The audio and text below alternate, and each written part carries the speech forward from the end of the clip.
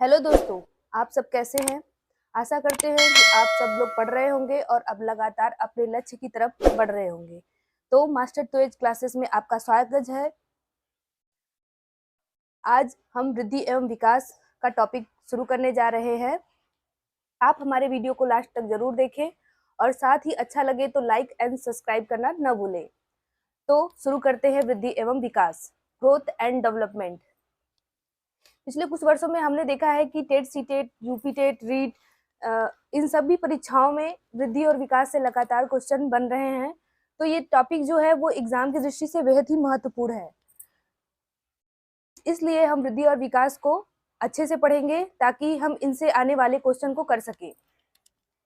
वृद्धि तथा विकास सतत प्रवाहित होने वाली प्रक्रिया है जो जन्म के पूर्व से ही प्रारंभ हो जाती है। जो गर्भावस्था से मृत्यु पर्यंत व्यक्ति में निरंतर परिवर्तन होते हैं उसे ही हम वृद्धि या विकास कहते हैं।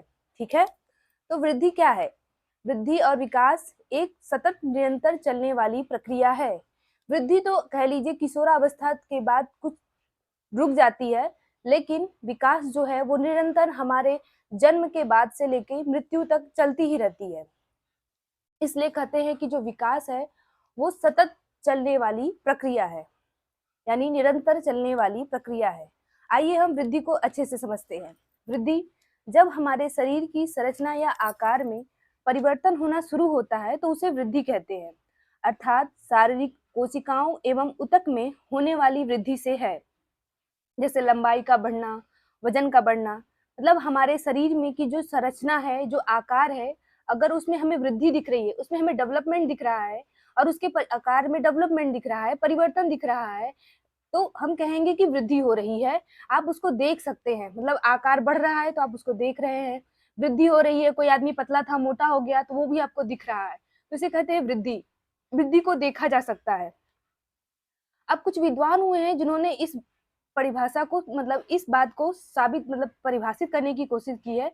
जैसे आप देख रहे हैं हरलाक के अनुसार, हरलाक कहते हैं विकास के परिणाम स्वरूप नवीन विशेषताएं और नवीन योग्यताएं प्रकट होती है। हरलाक कहते हैं कि जब हमारा विकास होता है उसके परिणाम स्वरूप हमारे अंदर नवीन विशेषताएं और नवीन योग्यताएं प्रकट होती हैं। अब हर्बर्ट स्पेंसर के अनुसार शरीर का बड़ा और शरीर का भारी होना वृद्धि है। हर्बर्ट स्पेंसर कहते हैं कि शरीर का बड़ा मतलब शरीर जो बढ़ रहा है और जो भारी हो, उसमें जो भारीपन हो रहा है, जो वृद्धि हो रही है, उसी को हम वृद्धि कहते हैं। ये हर्बर्ट स्पेंसर कह रहे हैं, ये इनके अनुसार है। तो आप इसे कैसे याद करेंगे? इस परिभाषा को आप कई बार जब पढ़ेंगे तो आपको ये धीरे धीरे परिभाषाएं याद होती जाएंगी। ये परिभाषाएं एग्जाम में पूछी जाती हैं। एग्जाम में आपसे ये बोल देगा कि हर्बर्ट स्पेंसर के मतलब ये, या फिर ये पूरा लिख देगा कि शरीर का बढ़ा हुआ आकार या भारी होना वृद्धि है, ये दे देगा आपको कोटेशन और पूछ देगा, कई विद्वानों के नाम दे देंगे, फिर उसमें पूछ देगा कि ये किसने कहा था। तो आपको याद होना चाहिए कि शरीर का बड़ा और भारी होना ही वृद्धि है, ये हर्बर्ट स्पेंसर द्वारा कहा गया है। विकास, विकास से तात्पर्य व्यक्ति में होने वाले गुणात्मक परिवर्तन से है। जब हमारे शारीरिक, मानसिक, सामाजिक, संवेगात्मक पक्षों में परिपक्वता आती है तो उसे विकास कहते हैं। जैसे भाषा का सीखना, गामक कौशल का विकास। भाषा का सीखना विकास कहलाता है क्योंकि ये एक निश्चित क्रम में चलने वाली प्रक्रिया है। मतलब पहले हम क ख ग घ सीख रहे हैं तो वो धीरे धीरे भाषा का विकास होता है। ऐसा नहीं है कि बच्चा अचानक से भाषा का उसमें विकास हो गया। विकास धीरे धीरे हो रहा है और विकास एक निश्चित क्रम में होता है। अब हमारा विकास जीवन पर्यंत चलता रहता है। इसकी गति कभी धीमी होती है तो कभी तीव्र होती है। विकास क्या है कि ये लगातार नहीं चलता, कभी इसकी गति जो होगी वो धीमी होगी तो कभी तीव्र हो जाएगी। इसलिए हम कहते हैं कि विकास जीवन पर्यंत अवश्य चलता है, लेकिन इसकी गति एक समान नहीं होती है। किसी पड़ाव पे ये धीमी कम भी हो सकती है और किसी पड़ाव पे ये गति तेज भी हो सकती है। स्किनर के अनुसार विकास क्रमिक एवं मंद गति से जीवन पर्यंत चलने वाली प्रक्रिया है। स्किनर क्या कहते हैं कि जो विकास है वो क्रमिक एवं मंद गति से जीवन पर्यंत चलने वाली प्रक्रिया है। इसी प्रकार हरलाक कहते हैं विकास गर्भावस्था से प्रारंभ होकर जीवन पर्यंत एक क्रम में चलती रहती है। विकास जो है वो गर्भ मतलब शिशु जब माँ की गर्भ में प्रवेश करता है उस समय से लेकर जीवन पर्यंत, मतलब जब तक उसकी मृत्यु नहीं हो जाती है तब तक विकास चलता रहता है। तो आप इस कोटेशन को याद रखिएगा कि विकास गर्भावस्था से प्रारंभ होकर जीवन पर्यंत एक क्रम में चलती रहती है। वृद्धि और विकास में अंतर। वृद्धि में मात्रात्मक लंबाई वजन परिवर्तन होती है, जबकि विकास में मात्रात्मक एवं गुणात्मक भाषा सीखना गामक कौशल सीखना में परिवर्तन होता है। वृद्धि कुछ समय के बाद रुक जाती है, जबकि विकास जीवन पर्यंत चलता रहता है। वृद्धि में प्रत्यक्ष परिवर्तन होता है, जबकि विकास में अप्रत्यक्ष परिवर्तन होता है। वृद्धि का कोई क्रम व दिशा नहीं होती, जबकि विकास हमेशा एक निश्चित क्रम व निश्चित दिशा में होता है। वृद्धि का संबंध शारीरिक परिवर्तन से है, जबकि विकास का संबंध शारीरिक मानसिक व्यवहारिक परिवर्तन से है। वृद्धि के घटक मूर्त होते हैं, जबकि विकास के घटक अमूर्त होते हैं। आइए इन सभी बातों को हम अच्छे से समझते हैं। वृद्धि क्या है? एक मात्रात्मक पहलू है, यानी इसको आप देख सकते हैं, इसको मेजर कर सकते हैं। जैसे किसी की लंबाई बढ़ रही है तो उसको आप मेजर कर सकते हैं, जैसे किसी का वजन बढ़ रहा है तो उसको आप नाप सकते हैं। इसलिए कहते हैं कि जो वृद्धि है वो मात्रात्मक परिवर्तन है, उसे आप देख सकते हैं, उसे आप मेजर कर सकते हैं। जबकि विकास है वो मात्रात्मक गुणात्मक है, दोनों का मिक्सचर है। आप उसको महसूस कर सकते हैं। जैसे अगर कोई भाषा सीख रहा है तो वो कितना % भाषा सीखा, ऐसे आप नहीं नाप सकते। कितना किलो भाषा सीखा, ऐसे आप नहीं नाप सकते। इसलिए कहते हैं कि जो विकास है उसको मापा नहीं जा सकता। वृद्धि कुछ समय के बाद रुक जाती है, जबकि विकास जीवन पर्यंत चलता रहता है।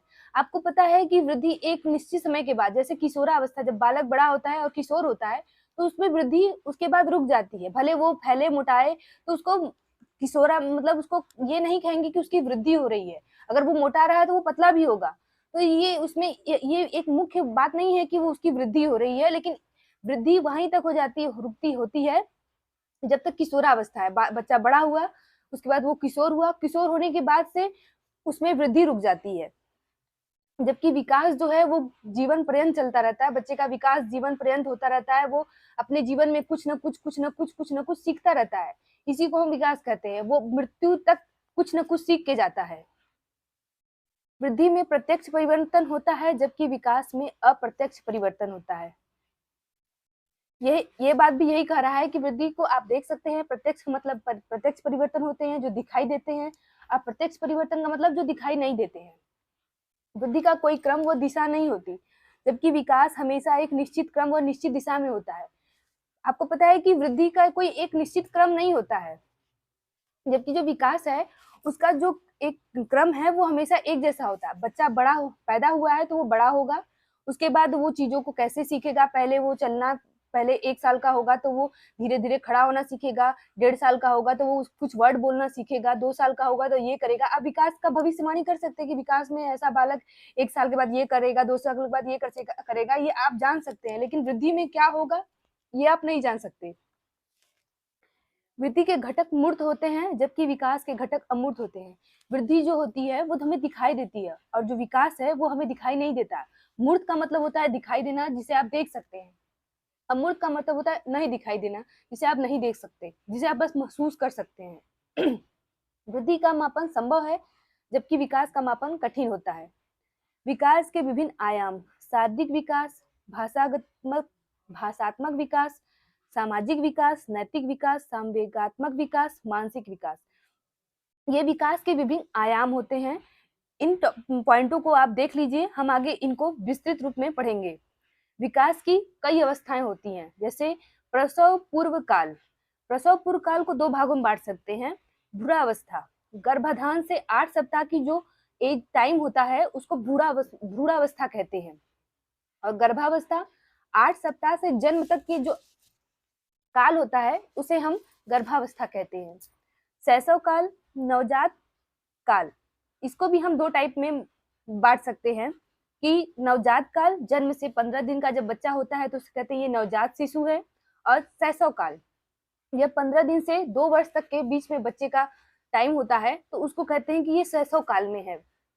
प्रारंभिक बाल्यकाल, प्रारंभिक विद्यालयी वर्ष, 2 से 6 वर्ष के बीच में आप कह सकते हैं कि बच्चे का ये विद्यालयी वर्ष स्टार्ट हो चुका है। बच्चा 2 से 6 वर्ष के बीच में, वो चाहे वो 3 वर्ष में आप उसे विद्यालय भेजे, 4 वर्ष में भेजे, 5 वर्ष में भेजे, उसका बीच में ये विद्यालयी वर्ष स्टार्ट हो जाता है। बच्चा प्राथमिक विद्यालय में प्रवेश करता है।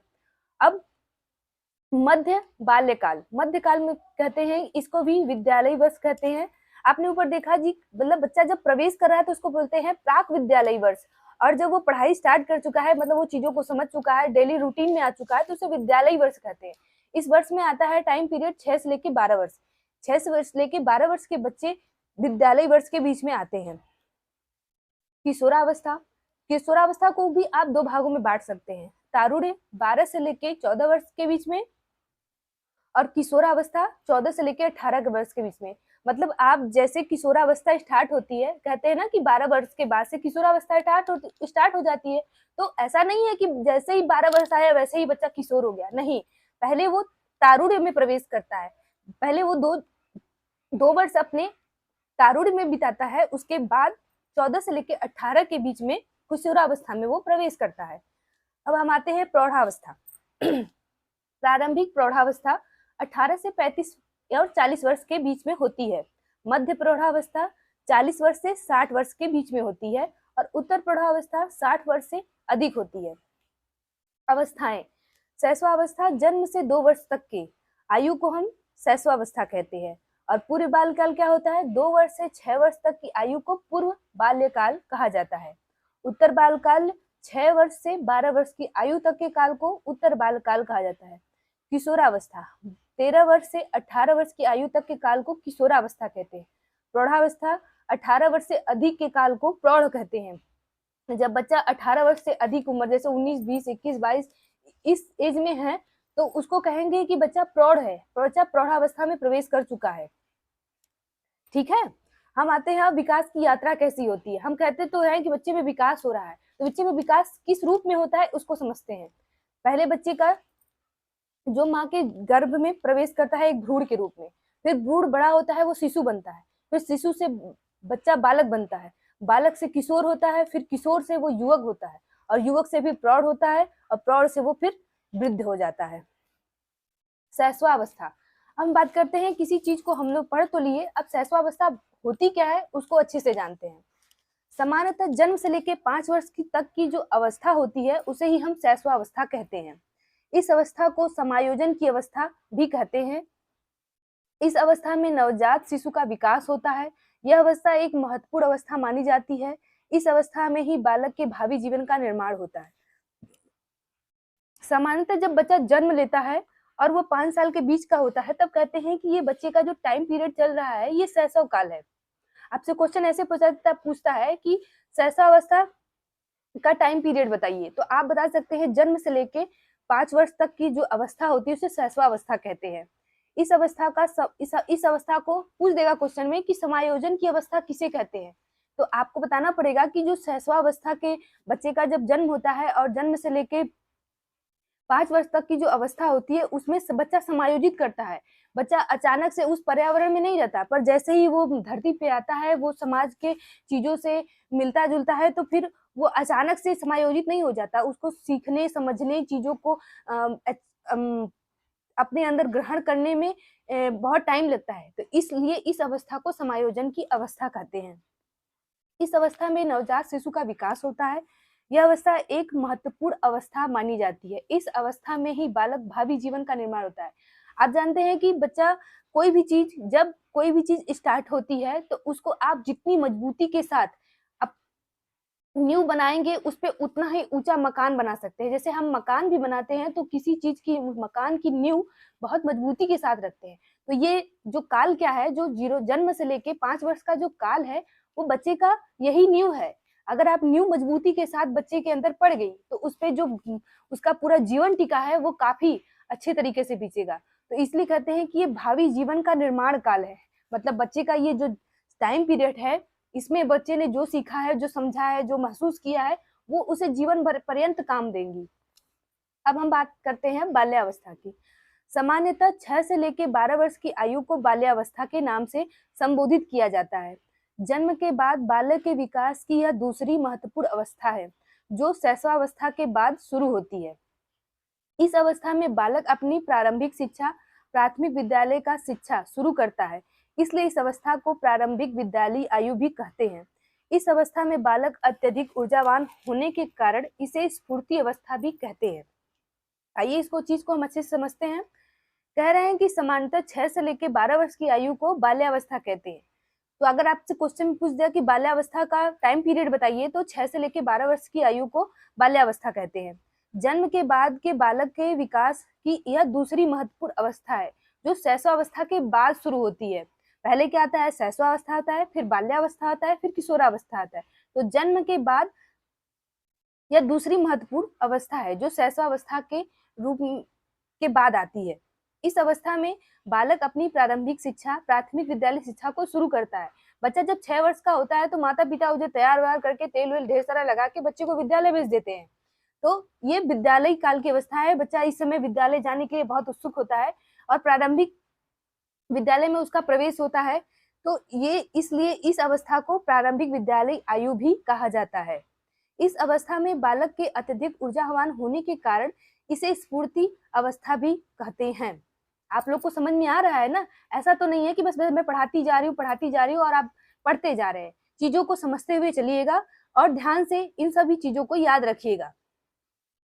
किशोरावस्था 13 वर्ष से 18 वर्ष की आयु की अवस्था को किशोरावस्था कहा जाता है। यह विकास की अवस्थाओं में एक जटिल अवस्था होती है, क्योंकि किशोर को नवीन रूप से समायोजन करने की आवश्यकता पड़ती है। पश्चिमी विद्वान इस अवस्था को टीन एज भी कहते हैं। इस अवस्था के दौरान किशोर को न ही बालक समझा जाता है और न ही प्रौढ़। इस अवस्था को स्टैनले हॉल संघर्ष, तनाव, तूफान तथा विरोध की अवस्था कहते हैं। इस अवस्था को समस्यात्मक अवस्था भी कहते हैं। इस अवस्था में बाल अपराधों की संख्या सर्वाधिक होती है। आइए समझते हैं। 13 वर्ष से 18 वर्ष की अवस्था को किशोरावस्था कहा जाता है। यह अवस्था मतलब किशोरावस्था कब से कब तक है? तो 13 से 18 वर्ष के बीच की अवस्था को किशोरावस्था कहते हैं। यह विकास की वह अवस्था है, अवस्थाओं में से एक है, जिसमें बच्चों को बहुत सारी जटिलताओं का सामना करना पड़ता है। किशोर को नवीन रूप से समायोजन करने की आवश्यकता पड़ती है। मतलब वो उस एज में होता है जिसमें वो अपने आप को समाज में समायोजित नहीं कर पाता है। ठीक है? क्योंकि उसे लगता है कि मतलब ये जो समाज है वो मतलब मेरे हिसाब से नहीं समझ रहा है, क्योंकि उसके अंदर समाज को दूसरे नजरिए से देखने की मतलब एक क्षमता विकसित होती है उस समय। लेकिन ऐसा नहीं है कि वो जो सोच रहा है वो सही है। तो वो अपनी सोच और समाज की सोच को एक ठीक ढंग से बैठा नहीं पाता। इसलिए इस अवस्था को कहते हैं कि ये बहुत जटिल अवस्था है। बच्चा समाज में समायोजित नहीं हो पा रहा है।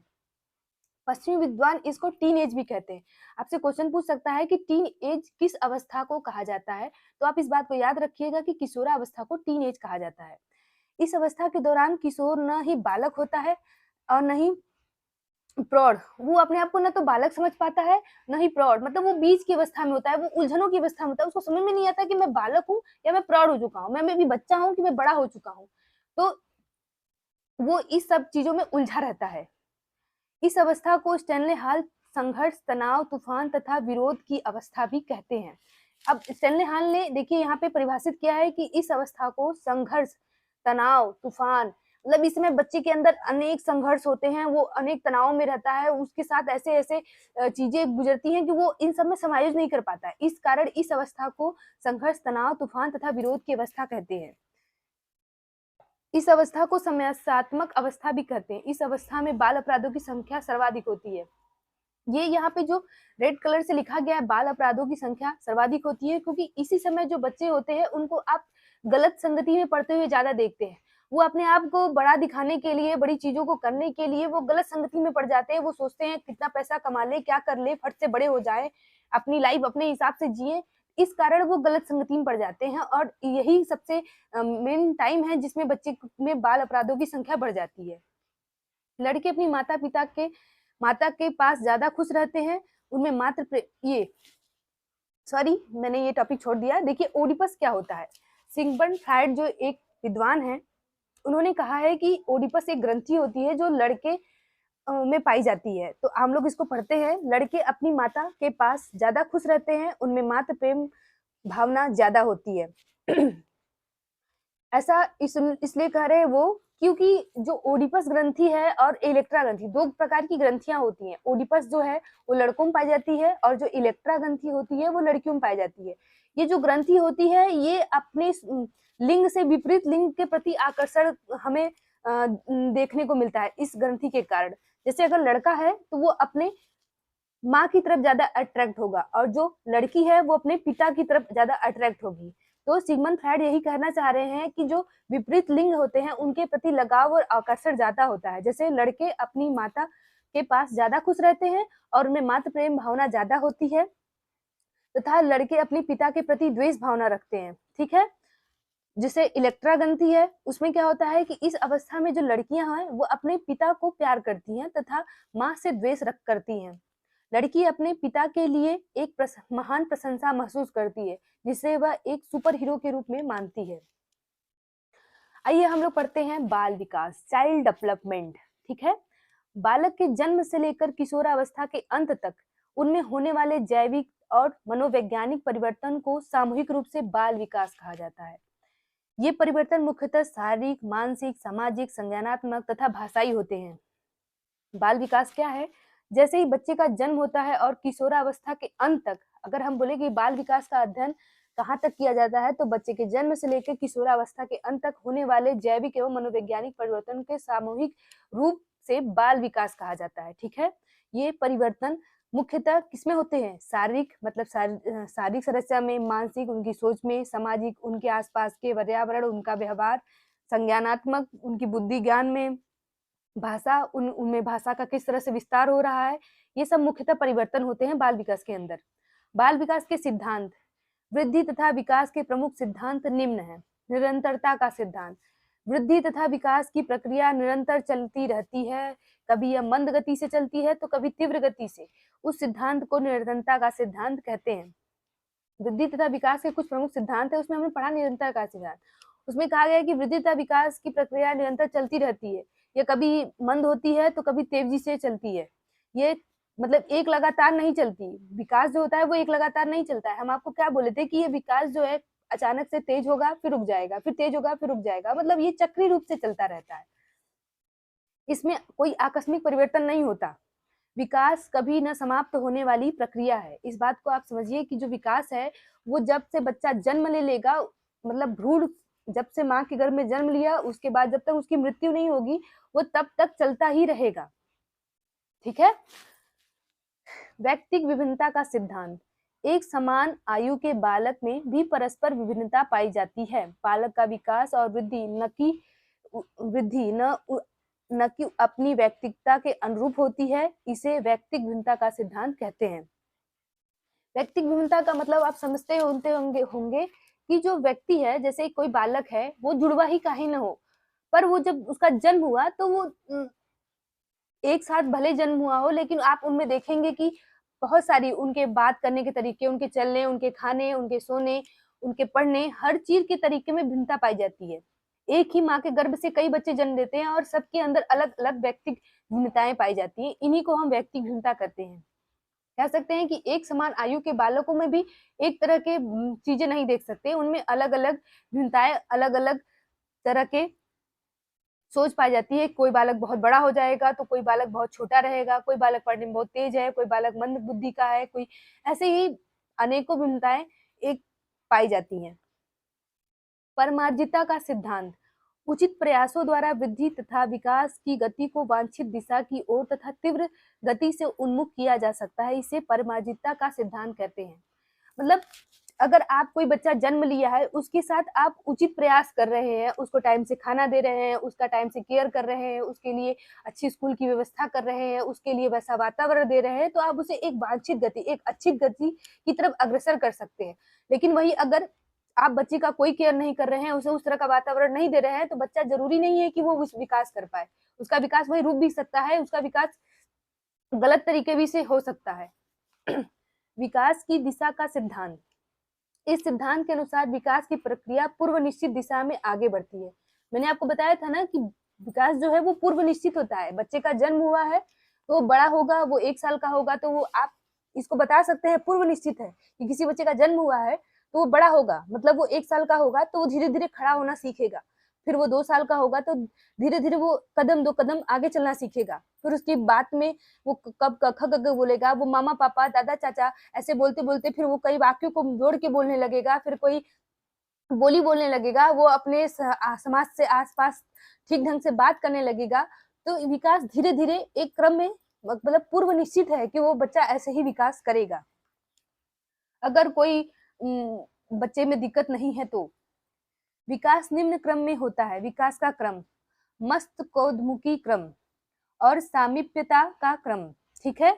मस्तकोद्मुखी क्रम, विकास क्रम जो क्या है? विकास लंबवत रूप से सिर से पैर की ओर होता है। बालक पहले सिर और हाथ पर नियंत्रण करना सीखता है, तत्पश्चात टांगों पर और पैर पर नियंत्रण करना सीखता है।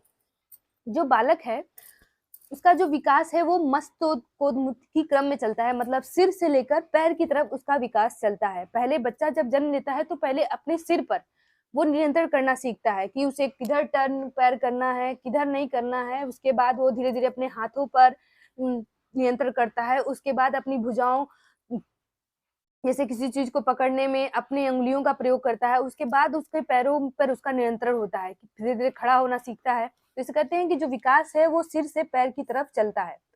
अब हम कहते हैं कि सामीप्यता का विकास क्रम, विकास का क्रम केंद्र से बाहर की ओर चलता है। अगर सामीप्यता का विकास क्रम पूछे तो आप बता सकते हैं कि ये जो विकास है वो केंद्र से बाहर की ओर होता है।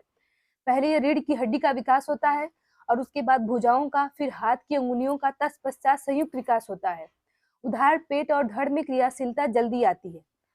ये आपको बता रहा है कि सामीप्यता विकास क्रम में क्या होता है कि पहले बच्चे का केंद्र से बाहर की ओर विकास होता है और पहले बच्चे की रीढ़ की हड्डियों में विकास होता है। उसके बाद वो भुजाओं मतलब उसकी हाथ पैर अंगुलियों में संयुक्त विकास चलता है, ठीक है? तो ये दोनों जो मस्तकोद्मुखी और जो सामीप्य विकास क्रम है इनको आप याद रखिएगा, इनसे कई बार क्वेश्चन पूछे जाते हैं। एकीकरण का सिद्धांत, इस सिद्धांत के अनुसार विभिन्न अंगों के विकास में परस्पर संबंध तथा समन्वय रहता है। अलग अलग अंगों का एकीकरण ही गतियों को सरल एवं सहज बनाता है। इस सिद्धांत के अनुसार विभिन्न अंगों के विकास में परस्पर संबंध तथा समन्वय होता है। अलग अलग अंगों का एकीकरण की गतियों को सरल व सहज बनाता है। मतलब इस सिद्धांत में कह रहे हैं कि विभिन्न अंग जो है वो परस्पर एक दूसरे से संबंधित होते हैं। ऐसा नहीं है कि आप एक अंग उठा रहे हैं तो दूसरा नहीं रुक रहेगा, लेकिन उसमें भी कुछ ना कुछ मूवमेंट होता है। तो कह रहा है कि प्रत्येक अंग एक दूसरे से संबंधित होते रहते हैं, जिससे कार्य करने में सरलता और सहजता आती है, ठीक है? वर्तुलाकार प्रगति का सिद्धांत, इस सिद्धांत के अनुसार विकास लंबवत न होकर चक्राकार होता है। बालक एक समान गति से सीधा चलकर विकास को प्राप्त नहीं होता, बल्कि पीछे हटकर अपने विकास को परिपक्व और स्थायी बनाते हुए आगे बढ़ता है। इस प्रकार से विकास होने पर विकास का सुदृढ़ीकरण होता है। इस प्रकार विकास होने पर विकास का सुदृढ़ीकरण होता है, ठीक है? जो इस सिद्धांत के अनुसार जो बालक है, इस सिद्धांत के अनुसार जो बालक है उसका विकास लंबवत सीधा नहीं होता है, उसका विकास चक्राकार होता है। वो मतलब गोल गोल होता है। पहले विकास प्रारंभ होगा, वो एक समान सीधे नहीं चलेगा। उसका विकास पहले यहाँ से होगा, शुरू होगा, फिर वो रुक जाएगा, फिर अपने जितना उसने सीखा है उस वापस आएगा, उस चीज को परिपक्व करेगा, फिर आगे बढ़ेगा। तो यही कह रहा है कि जो विकास है वो बालक में सीधा न चलकर पीछे हटकर अपने विकास को परिपक्व और स्थायी बनाते हुए आगे बढ़ता है, ठीक है? तो इस बात को आप अच्छे से समझ गए होंगे। क्रमबद्धता का सिद्धांत, एक समान जाति के प्राणी का विकास एक समान क्रम में होता है। व्यक्तिगत विभिन्नता के बावजूद विकास क्रम सभी अवस्थाओं में क्रमबद्ध रहता है। बुद्धि वृद्धि और विकास वंशानुक्रम व वातावरण की परस्पर अंतःक्रिया का संयुक्त परिणाम है। ये क्या कह रहा है कि समान जाति के प्राणियों का विकास एक समान क्रम में होता है। समान जाति का मतलब है कि अगर मनुष्य की जाति है तो मनुष्य की जाति में उनके जो विकास का क्रम है वो एक समान ही होगा। अगर गाय बकरी पशुओं की जाति है तो उसमें विकास का क्रम एक समान होगा, ठीक है? तो एक जाति के प्राणियों का विकास क्रम एक समान होता है, ठीक है? अब हम आते हैं दूसरे टॉपिक पे। व्यक्तिगत विभिन्नताओं के बावजूद विकास क्रम सभी अवस्थाओं में क्रमबद्ध रहता है। भले ही व्यक्ति में कितनी भी व्यक्ति भिन्नता हो, ठीक है, भले ही व्यक्ति में आप कोई दूसरे तरह से सोचता है तो कोई उसी चीज को दूसरे तरह से सोचता है, भले कोई छोटा है, कोई नाटा है, कोई मोटा है, कोई गोरा है, लेकिन विकास का क्रम सबके में एक ही प्रकार से चलता है। ऐसा नहीं है कि जो छोटा है उसमें विकास बाद में होगा और जो मोटा है उसमें विकास पहले हो जाएगा, जो लंबा है उसमें विकास पहले हो जाएगा, नहीं, विकास का क्रम एक समान गति से ही चलता है। छोटा मोटा नाटा होने पर विकास का क्रम बदल नहीं जाता है, ये इस बात को बता रहा है। वृद्धि और विकास वंशानुक्रम व वातावरण की परस्पर अंतःक्रिया का संयुक्त परिणाम है। जो ये वृद्धि और विकास होते हैं, ये वंशानुक्रम, हमारे जो वंश क्रम है, मतलब हमारे जो माता पिता का जो हमारे अंदर जीन है उससे, और हमारा वातावरण जिसमें हम आसपास, जिसमें हमारा जन्म हुआ है, जिसमें जैसे पड़ोस आ गया, हमारा समाज आ गया, तो उसके परस्पर अंतःक्रिया का जो है वो संयुक्त परिणाम होता है हमारा विकास। बाल विकास को प्रभावित करने वाले कारक, बाल विकास को प्रभावित करने वाले कुछ महत्वपूर्ण कारक निम्नवत है। हम कहते हैं कि बाल विकास को कौन कौन से कारक प्रभावित कर सकते हैं, तो हम कह सकते हैं वंशानुक्रम। अब कह सकते हैं कि वंशानुक्रम हमारे विकास को कैसे प्रभावित करता है, क्यों नहीं करता। आपको पता होगा कि 50% जो है वो हमारे पिता से हमारे अंदर गुणों का ट्रांसफर होता है, और 25% हमारे दादा दादी से, और 12.5% जो है वो हमारे जो पूर्वज हैं, मतलब दादा दादी के परदादा परदादी, इनसे हमारे अंदर ये गुण आते हैं, ठीक है, वंशानुक्रम से। तो जो वंशानुक्रम है वो हमारे विकास को प्रभावित करते हैं, कि अगर हमारे दादा दादी या पापा या मम्मी में कोई भी, अगर कोई भी वंशानुक्रम जैसे कोई अच्छाइयां या बुराइयां होंगी तो वो बच्चे के अंदर उनके जीन के माध्यम से जरूर आएंगी। अब आते हैं हम वातावरण। वातावरण से क्या मतलब है, बच्चा जब जन्म लेता है तो वो अपने पहले परिवार में रहता है, ठीक है, फिर उसके बाद वो अपने पास पड़ोस में जाता है। तो बच्चा सीख किससे रहा है, पहले परिवार से सीख रहा है, फिर अपने पास पड़ोस से सीख रहा है। तो जो बच्चा जब जन्म लिया तो वो अपने वातावरण के साथ कांटेक्ट किया, उनके माता पिता अगर अच्छे गुणों और स्वभाव वाले हैं, उनका आस पड़ोस अच्छा है, उनके जो माहौल है वो अच्छा है, वहाँ पे सभी लोग वेल डेवलप हैं, बातें अच्छी करते हैं, एक दूसरे के प्रति उनका प्रेम बना हुआ है, तो बच्चा भी उन्हीं चीजों को सीखेगा। लेकिन वहीं अगर बच्चे का जन्म हो रहा है उस जगह जहाँ पे वातावरण अच्छा नहीं है, जहाँ चारों तरफ गंदगी है, वहाँ के लोग एक दूसरे से गाली गलौज करते हैं, ठीक से बात नहीं करते हैं, तो बच्चे के वातावरण विकास में भी इन वातावरण का प्रभाव पड़ेगा, ठीक है। निद्रा व विश्राम, आपको पता है कि विकास में निद्रा का लेना, बच्चों का निद्रा सोना बहुत जरूरी है। अगर बच्चे का जन्म हुआ है तो उसे 12 घंटा सोना बहुत जरूरी है, और अगर बच्चा बाल्यकाल में है तो उसे 10 घंटा सोना बहुत जरूरी है, और अगर बच्चा किशोर है तो उसे 8 घंटा सोना जरूरी है। ये हमारे, अगर आप इस मात्रा में अगर आप अपनी निद्रा नहीं ले रहे हैं तो कहीं ना कहीं आपके विकास को प्रभावित करेंगी। अंतःस्रावी ग्रंथियां, आपको पता है कि हमारे शरीर में कई ग्रंथियां पाई जाती हैं जो हमारे वृद्धि और विकास को प्रभावित करती है। जैसे थायराइड ग्रंथि से वो थायरॉक्सिन नामक वो स्राव होता है जो हमारे वृद्धि और विकास में सहायक होता है। ऐसे ही बहुत सारी ग्रंथियां हैं जो हमारे वृद्धि और विकास में सहायक होती हैं, ठीक है। विद्यालय की बात कर लें। विद्यालय में अगर विद्यालय का वातावरण अच्छा है, पहला बच्चे जब परिवार के साथ, पड़ोस के साथ, बड़े होने के साथ विद्यालय जब जाते हैं तो वही विद्यालय ही उनकी नींव का सबसे बड़ा मार्गदर्शक है। उसके आगे बच्चे वहीं से सब कुछ सीखते हैं। तो अगर विद्यालय में अच्छी चीजों को सिखाया जा रहा है, अच्छी चीजों को पढ़ाया जा रहा है, उनके नैतिक विकास, उनके सामाजिक विकास को अच्छे से ध्यान में रखते हुए चीजों को आगे बढ़ाया जा रहा है, तो बच्चे में भी इन सब चीजों का प्रभाव पड़ेगा। लैंगिक विभिन्नता, लैंगिक विभिन्नता भी बच्चों को बहुत अच्छे से प्रभावित करती है। लड़के लड़की में अगर कोई लड़का है तो उसके अंदर उसकी भिन्नता, और अगर कोई लड़की है तो उसके अंदर उसके गुण, ये दोनों एक दूसरे विकास को प्रभावित करते हैं, ठीक है।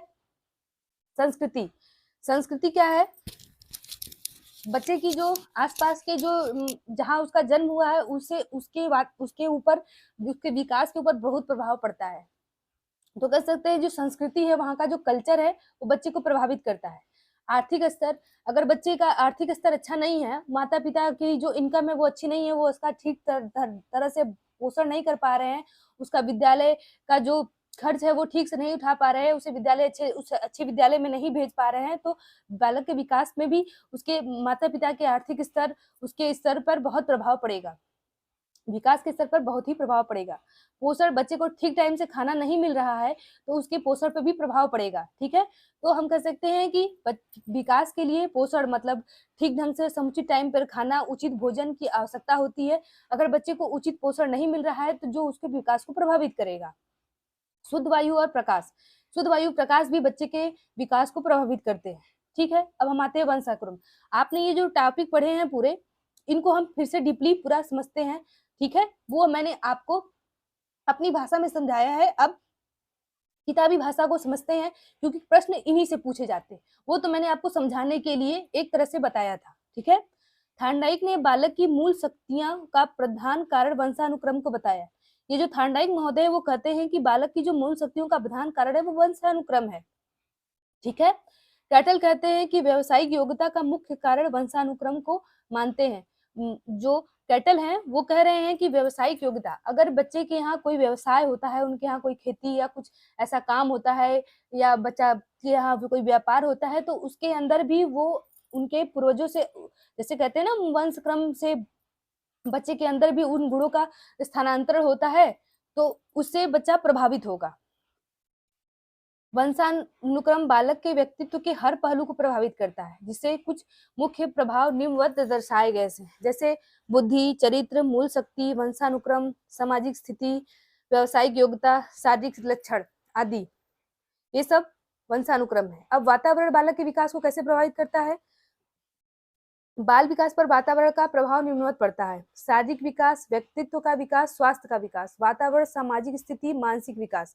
शारीरिक विकास, बच्चे के वातावरण का शारीरिक विकास पर भी महत्वपूर्ण प्रभाव पड़ता है। व्यक्तित्व का विकास, उसका व्यक्तित्व, जैसे आसपास के लोगों में जैसे भी उसको जैसी शिक्षा दी जाएगी, बच्चे का व्यक्तित्व भी वैसा ही होगा। स्वास्थ्य, बच्चे को जिस प्रकार की स्वास्थ्य सुविधाएं उपलब्ध की जाएंगी, उसका विकास भी उसी प्रकार होगा। वातावरण भी इसी तरह से समझ सकते हैं। सामाजिक स्थिति, समाज में कैसी स्थिति है बच्चे की, उससे भी उसके विकास पर प्रभाव पड़ता है। ठीक है, लैंगिक विभिन्नता, बालकों की तुलना में बालिकाओं का मानसिक विकास अधिक तीव्र गति से होता है, और बालकों की तुलना में बालिकाएं अपेक्षाकृत जल्दी विकसित व परिपक्व होने लगती हैं। तो आपको समझाया है कि लैंगिक विभिन्नता से कैसे बाल विकास को प्रभावित करती है। लैंगिक विभिन्नता कैसे बालक के विकास को प्रभावित करता है, क्योंकि अगर बालक है तो उसकी तुलना में बालिका का जो विकास है, मानसिक विकास, वो अधिक तीव्र गति से होता है, और जबकि जो बालिकाएं हैं वो अपेक्षाकृत जल्दी विकसित और परिपक्व हो जाती हैं। ठीक है, विद्यालय, बालक के लिए विद्यालय जाने का साधारण अर्थ है विकास करना होता है। ठीक है, विद्यालय का मतलब है कि अगर बच्चा बालक विद्यालय जा रहा है तो माता पिता उसको क्यों भेज रहे हैं? क्योंकि वो चाहते हैं कि बच्चे के अंदर अच्छी चीजों का विकास हो। ठीक है, तो यही कह रहा है कि बालक के लिए विद्यालय जाने का साधारण सा अर्थ होता है कि विकास करना। ठीक है, बालक विद्यालय जाने के पूर्व तक आत्म केंद्रित होता रहता है। ठीक है, आत्म केंद्रित का मतलब कि बच्चा उस समय अपने ही मन चीजों में खोया रहता है, अपने माता पिता, अपने पड़ोस में रहता है। लेकिन जब बच्चा बाहर जाता है तो वो बाहर की दुनिया से मिलता जुलता है। तो वही ये कह रहा है कि विद्यालय जाने से पूर्व तक आत्म केंद्रित रहता है बालक। ठीक है, बालक विद्यालय जाकर श्रम की महत्ता, अनुशासन आदि गुणों को सीखते हैं, साथ ही सामाजिक दायित्वों को भी सीखता है। विद्यालय बालक के सामाजिकरण का सक्रिय साधन होता है। बालक जब विद्यालय में जाता है तो वो सक्रिय होता है, वो चीजों में, अगर कोई फंक्शन हो रहा है तो उसमें शामिल होगा, पढ़ाई में शामिल होगा, टीचर से कोई क्वेश्चन पूछना होता है तो उसमें शामिल होता है। तो वही कहते हैं कि विद्यालय बालक के सामाजिकरण का सक्रिय साधन है, मतलब बच्चे को सक्रिय करने के लिए एक साधन है। विद्यालय को शिक्षा का औपचारिक साधन होने के संबंध में जॉन डीवी ने कहा है कि बिना औपचारिक साधन से इस जटिल समाज में साधन और सिद्धियां का हस्तांतरण संभव नहीं है। जॉन डीवी महोदय क्या कहते हैं कि बिना औपचारिक साधनों से इस जटिल समाज के साधन और सिद्धियों का हस्तांतरण संभव नहीं है। ठीक है, यह एक ऐसे अनुभव की प्राप्ति का द्वार खोलता है जिसको बालक दूसरों के साथ रहकर अनौपचारिक शिक्षा के द्वारा प्राप्त नहीं करते। विद्यालय संबंधित परिवेश तथा कुछ महत्वपूर्ण क्रियाकलाप जो बालक के विकास को प्रभावित करते हैं निम्नवत दर्शाए गए हैं। समय का विभाजन चक्र, मतलब आप विद्यालय में जाते हैं, ये कह रहा है कि अगर आप जब विद्यालय में जब जाते हैं तो विद्यालय में जाने के बाद जो महत्वपूर्ण क्रियाकलाप हैं, उनको बालक के जीवन को वो कैसे प्रभावित करते हैं, उनको हम इस प्रकार समझ सकते हैं। समय का विभाजन, आपको पता है कि बच्चा जब स्कूल जानता है तो वहाँ पे समय का विभाजन होता है, 1 घंटे हिंदी चलेगी, 1 घंटे इंग्लिश चलेगा, 1 घंटे मैथ चलेगा, 1 घंटे कला चलेगी, तो उस समय का विभाजन होता है। बच्चा समझता है कि एक चीज को एक लगातार नहीं पढ़ते हैं, कोई भी चीज के लिए समय का विभाजन वो किस प्रकार करेगा, वो विद्यालय जाकर ही समझता है। शिक्षण की विधियां, अब बच्चे को विकास को शिक्षण की विधियां भी प्रभावित करती हैं। अब टीचर कैसा बच्चे को पढ़ा रहा है, किस प्रकार से, किस मेथड का प्रयोग करके बच्चों को समझा रहा है, उसका बच्चे के साथ कौन किस तरह से व्यवहार है, ये सारी विधियां जो है वो बच्चे के विकास को प्रभावित करती हैं। विद्यालय का वातावरण, अब विद्यालय बच्चा गया, वहां का वातावरण कैसा है, वहां पे किस प्रकार का क्या वहां बहुत वायलेंस होता है, क्या वहां बहुत मारा पीटा जाता है बच्चों को, या फिर बच्चों के साथ प्यार से बात की जाती है, बच्चों को कोई चीज समझ में नहीं आती तो उसको प्यार से समझाया जाता है। ये सभी जो चीजें हैं वो बालक के विकास को प्रभावित करती हैं।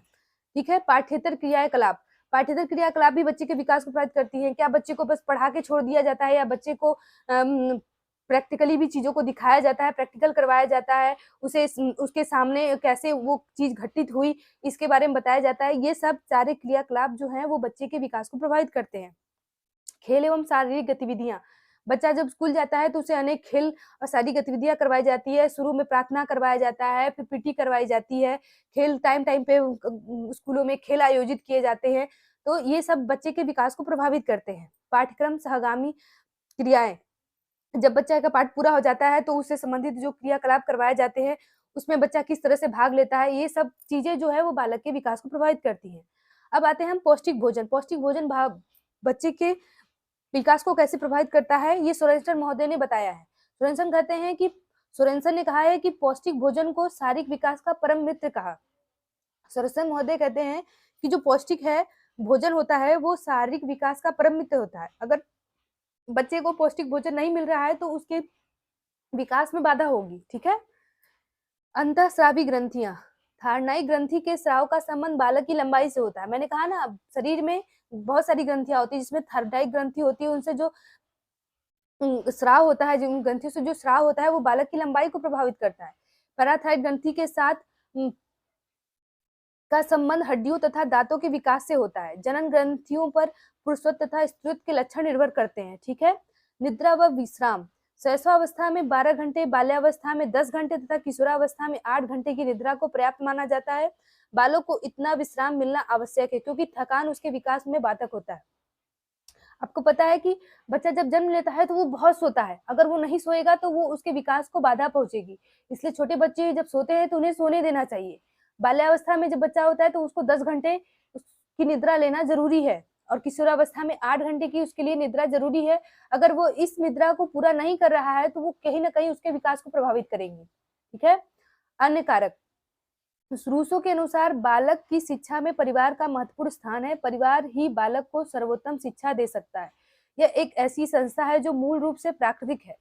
रूसो कह रहे हैं कि बालक जो है, बालक का जो विकास है उसके लिए परिवार का जो शिक्षा है उसमें बहुत महत्वपूर्ण स्थान है।